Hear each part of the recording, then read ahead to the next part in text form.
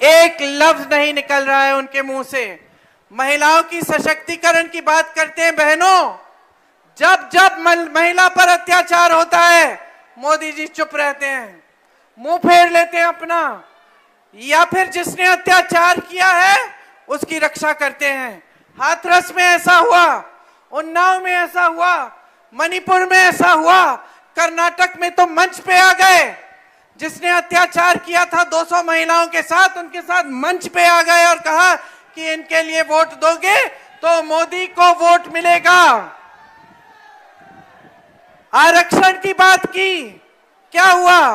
पता चला कि मोदी जी इवेंट बाजी में व्यस्त थे, उनको माला पहनाया जा रहा था, कहा जा रहा था कि आरक्षण किया है महिलाओं के लिए, लेकिन पता चला कि 10 सालों के लिए वो आरक्षण लागू नहीं होगा। बहनें, महंगाई से आप पिस रही हैं, इसका तो इलाज दे देते 10 सालों में। अगर आपकी सुरक्षा के लिए कुछ नहीं करना था, अब अगर आपको सशक्त करने के लिए कुछ नहीं करना था, आपको रोजगार नहीं दिलवाने थे, तो कम से कम महंगाई तो कम कर लेते। आज पेट्रोल और डीजल का दाम क्या है? आज आप जाती हैं दुकान, आटा, सब्जी, तेल, सब कुछ महंगा है। आपको फीस भरनी पड़ती है अपने बच्चों के लिए, मुश्किल होती है, घबराहट होती है।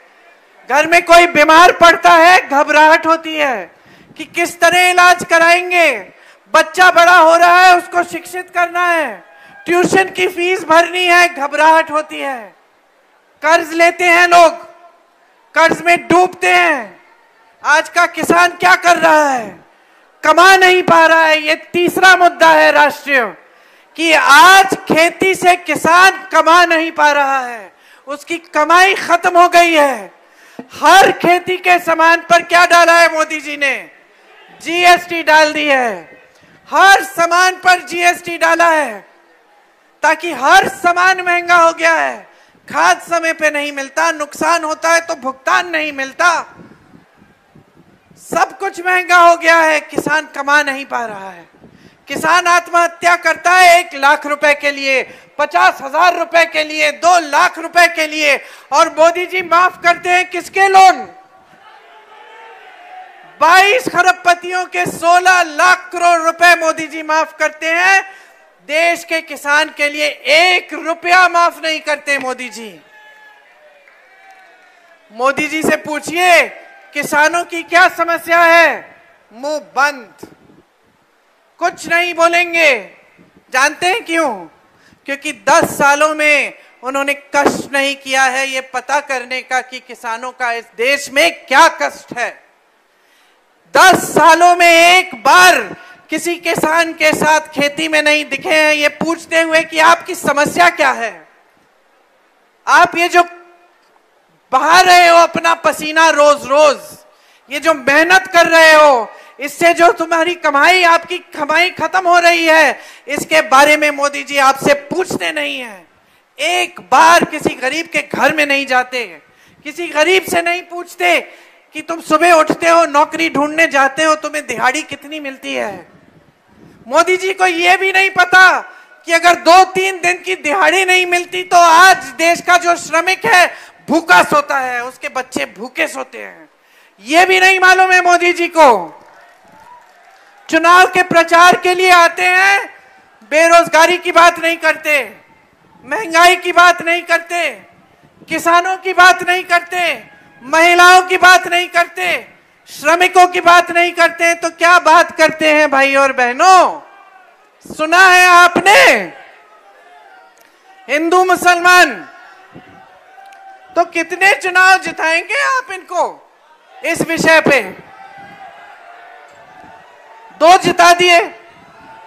पहला चुनाव जिताया, इसी विषय पे जिताया, लेकिन ऊपर से मोदी जी कह रहे थे कि 15 लाख मिल जाएंगे, आपके खाते में पैसे आ जाएंगे, काला धन देश में आ जाएगा, ये मोदी कहते थे ना मोदी जी। और मोदी जी क्या कहते थे कि हम 2 करोड़ रोजगार दिलवाएंगे। ये 10 साल पहले की बात कर रही हूं भाई और बहनों। और मोदी जी क्या कहते थे? क्या कहते थे? कि किसानों की आमदनी दुगनी होगी। कहते थे कि नहीं कहते थे? आपने सुन ली बात, ऊपर से आपको धर्म की बातें बता दी, आपने फिर से चुनाव जिता दिया। लेकिन उन 5 सालों में आपने ना अपने खातों में पैसे देखे, ना अपने रोजगार देखे, और ना किसानों की आय दुगनी हुई। चलिए फिर से आपने जिता दिया हिंदू मुसलमान पे। 5 साल और बीत गए। अब मोदी जी कहने लगे सबका विकास, सबका साथ, सबका विकास। विकास हुआ आपका? किसका विकास हुआ? मोदी जी के खरबपति मित्रों का विकास हुआ। और एक और बात बता देती हूं, आपका विकास नहीं हुआ, आपकी तरक्की नहीं हुई, लेकिन भाजपा दुनिया की सबसे अमीर पार्टी बन गई इन 5 सालों में। समझ रहे हैं? तो 2 चुनाव तो आपने हिंदू मुसलमान पे इनको जिता दिया। ऊपर से जो बड़ी बड़ी बातें की इन्होंने वो खुद ही भूल गए। आप तो भूल ही गए, वो तो खुद ही भूल गए, है कि नहीं? अब तीसरा चुनाव आया है भाइयों और बहनों, क्या मन बनाया है?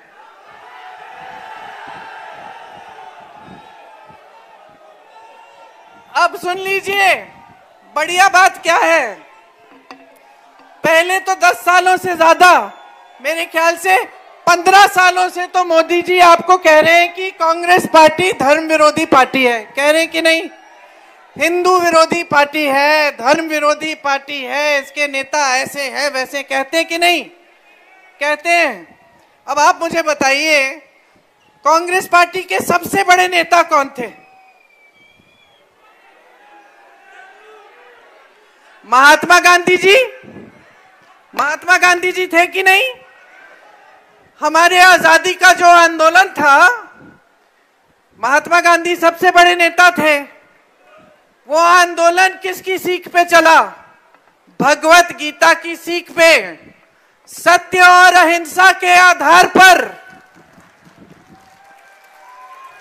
हमारे हिंदू धर्म के आधार पर जो हजारों साल पुरानी सीख थी, सारे गुरुओं, सारे महात्माओं की सीख थी, सत्य के पथ पर चलो, अहिंसा से काम लो, हिंसा मत करो और ईमानदारी और प्रेम से सबके सामने पेश आओ।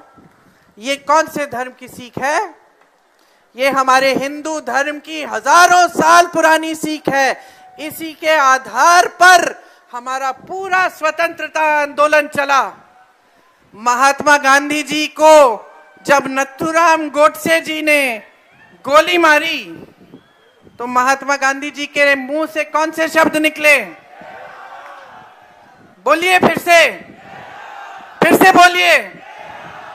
हे राम, हे राम, हे राम। और याद रखिए कि वो गोली चलाने वाले कौन थे।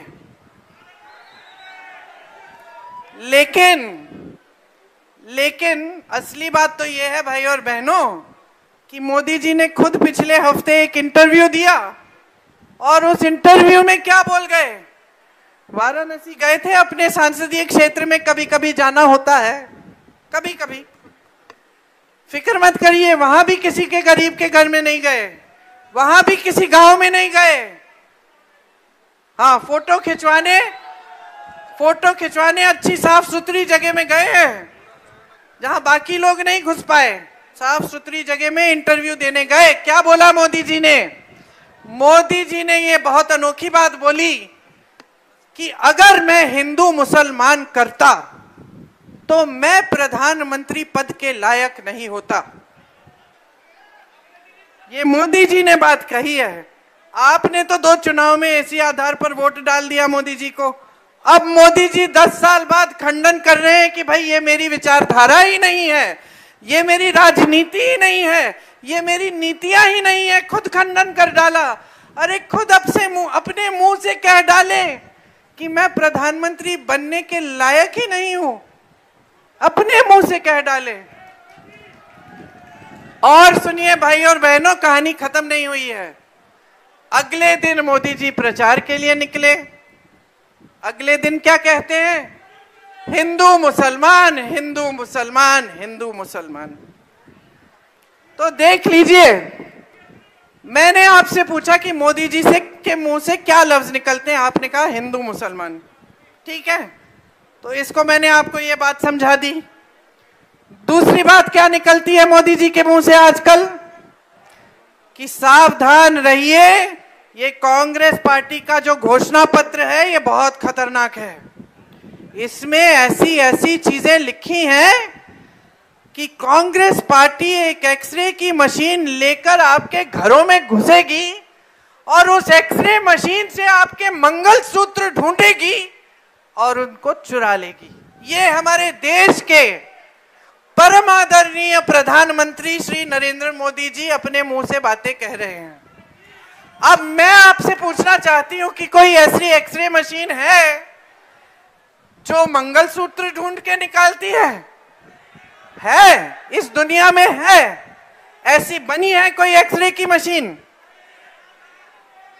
फिर मोदी जी कहीं और गए, गुजरात, और वहां एक और बात बोल गए कि सावधान रहिए, अगर आपके 2 घर हैं तो कांग्रेस पार्टी एक घर छीन लेगी। अगर आपकी 2 गाड़ियां हैं तो कांग्रेस पार्टी के नेता आकर एक गाड़ी छीन लेंगे। और अगर आपकी 2 भैंसे हैं, किसकी भैंस है? यहां किसी की भैंस है तो पकड़ लो, क्योंकि मैं आ गई हूं। उन्होंने कहा कि अगर किसी की 2 भैंसे हैं तो कांग्रेस पार्टी के नेता आकर एक भैंस चुरा लेंगे। अब बताइए, देश की जनता जूझ रही है,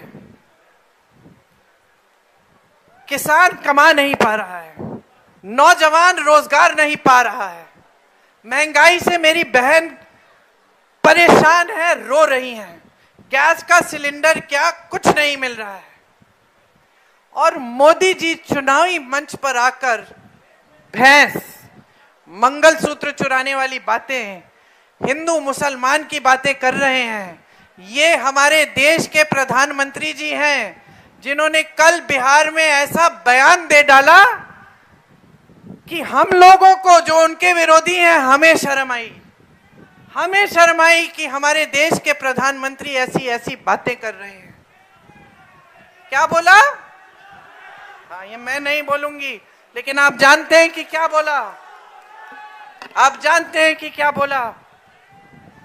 और हम हंसी मजाक कर रहे हैं, लेकिन कितनी गंभीर बात है। इस पद को किस किसने संभाला?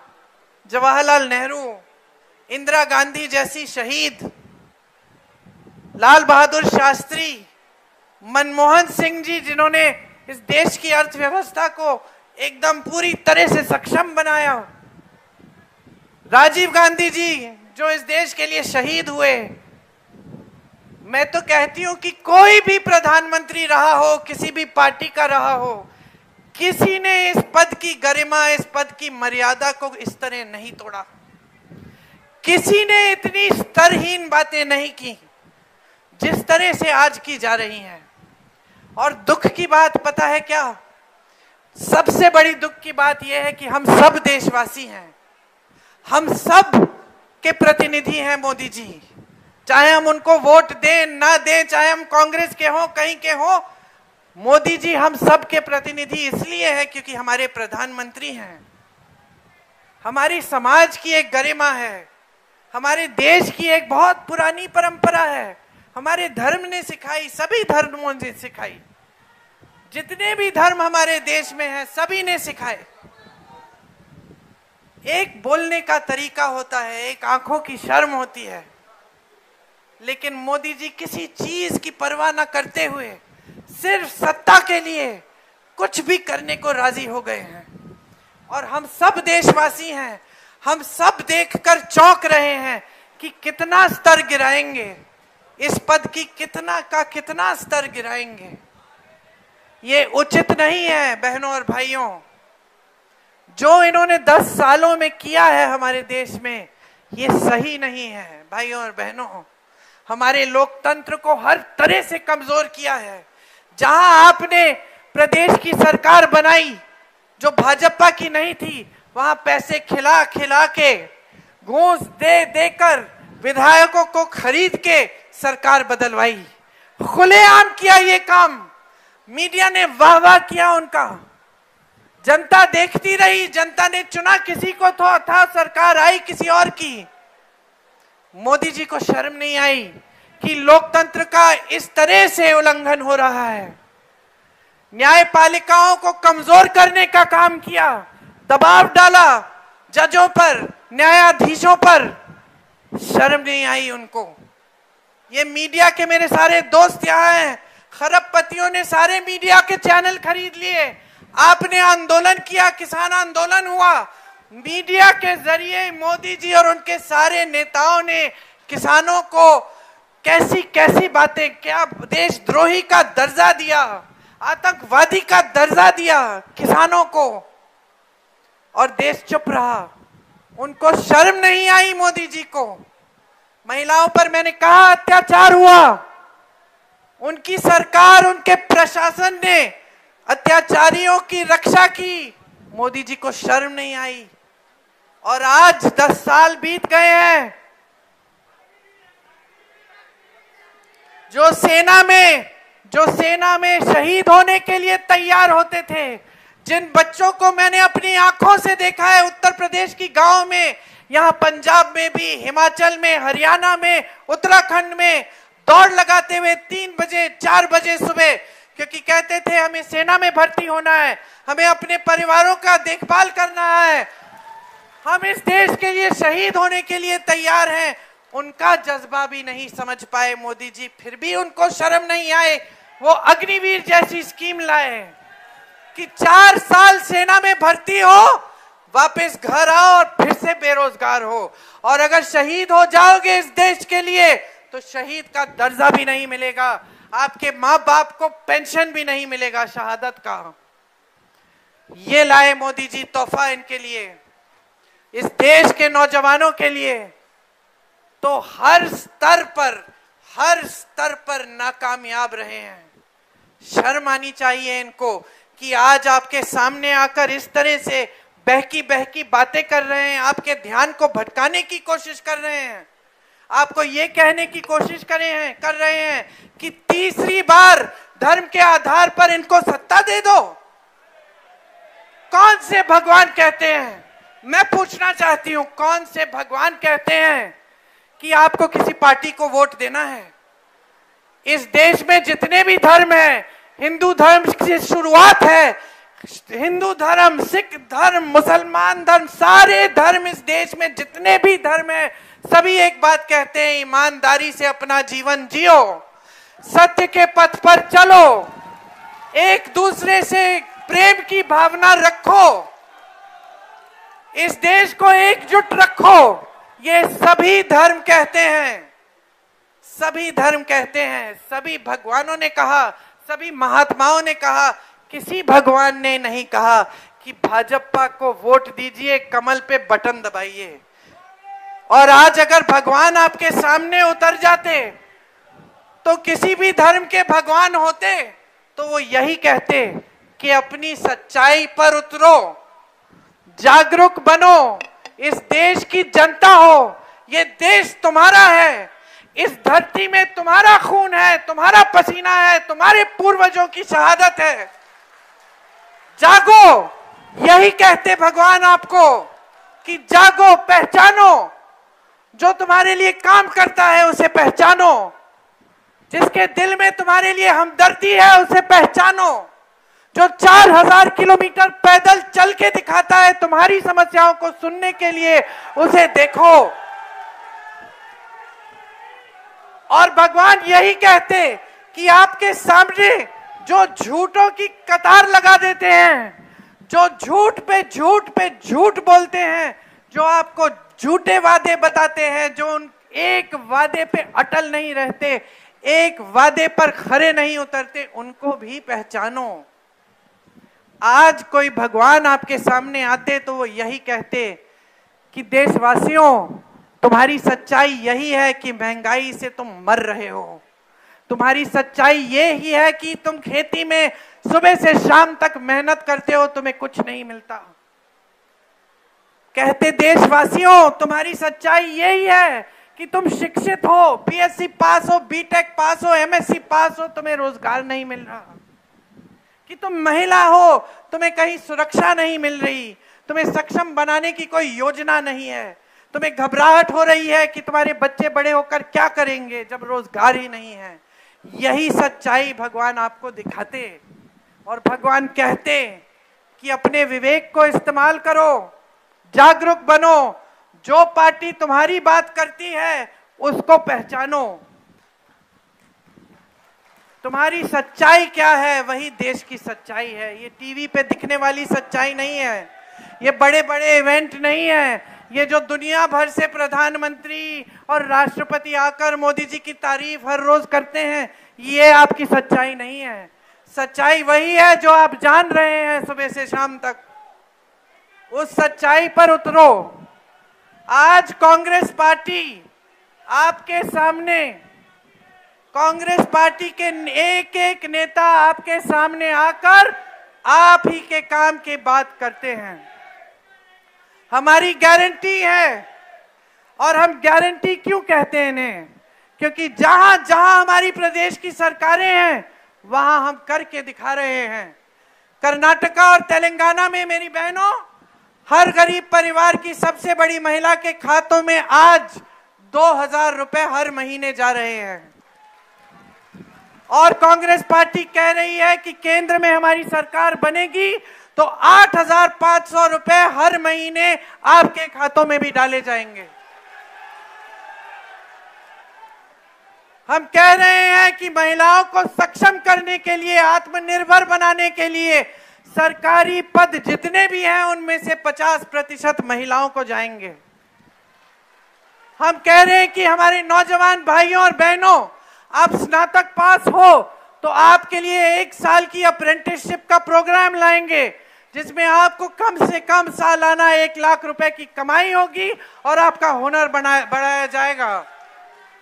हम कह रहे हैं कि 5000 करोड़ रुपए का फंड लाएंगे, जिससे आप अगर अपना कारोबार, अपना बिजनेस शुरू करना चाहते हैं तो आपको सुविधा मिलेगी।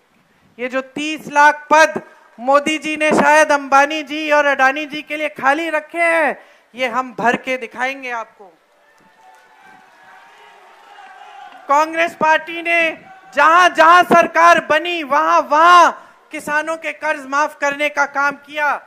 हम कह रहे हैं कि किसानों के कर्ज माफ करने के लिए एक स्थायी आयोग बनाएंगे, ताकि जब जब आप संकट में हैं तब तब आप उस सुविधा का इस्तेमाल कर पाएंगे। खेती के हर सामान से जीएसटी हटा देंगे ताकि हर खेती का सामान सस्ता हो। आपका जो नुकसान का भुगतान है वो 1 महीने के अंदर अंदर देकर आपको पूरा भुगतान देकर दिखाएंगे। न्यूनतम समर्थन मूल्य आपका कानूनी अधिकार बनाएंगे। मोदी जी आए उसके बाद या योगी जी आए, वो मजबूर हो जाएंगे कि आपकी उपज के लिए न्यूनतम समर्थन मूल्य देना पड़ेगा।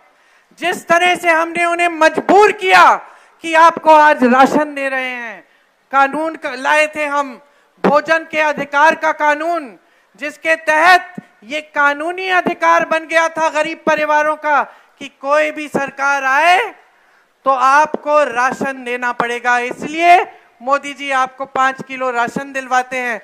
ये अलग बात है कि उस पर उन्होंने अपनी फोटो चेप दी और ये कह दिया कि उन्हीं की स्कीम है, लेकिन ये उनकी स्कीम नहीं, उनकी मजबूरी है बहनों।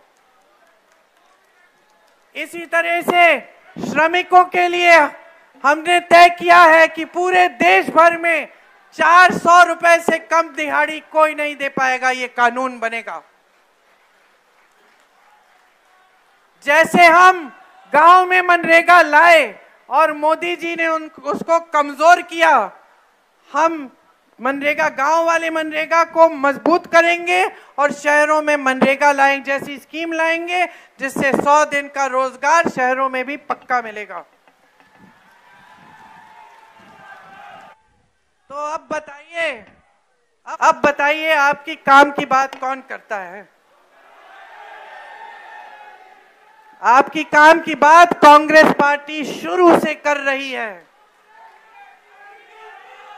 और भाइयों और बहनों, खोखली बात नहीं है ये, क्योंकि हम जहां जहां हमारे प्रदेश के सरकार है, हम काम करके दिखा रहे हैं।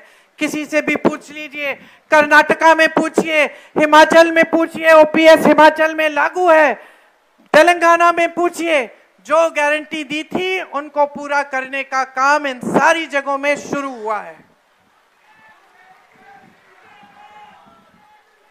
तो अब आप तय करिए, आपको कैसी सरकार चाहिए, आपको कैसे प्रधानमंत्री चाहिए, आपको इस देश की राजनीति को सही दिशा दिखानी है कि नहीं, चंडीगढ़ से आप संदेश भेजेंगे कि नहीं, पूरे देश भर में संदेश जाना चाहिए कि हमें एक सच्ची राजनीति वापस चाहिए। हम इन झूठों से ऊब चुके हैं, नहीं चाहिए हमें इस तरह की राजनीति जहां नेता इतने चमकते हैं सितारों की तरह और हमें बड़े बड़े मंचों पे दिखते हैं, दूर दूर से रोड शो करने आते हैं, यूं हाथ हिलाते हैं और जनता वहां है और नेता वहां है। नहीं चाहिए बहनों और भाइयों, नहीं चाहिए। जो नेता आपसे कहते हैं कि संविधान बदलना चाहते हैं, कि आपके अधिकारों को कमजोर करना चाहते हैं, कि आपके आरक्षणों को कमजोर करना चाहते हैं, निकाल दीजिए इनको। ये इन्होंने आपको दिल्ली जाने से रोका जब किसान आंदोलन था, अब आप इनको दिल्ली से निकाल दीजिए।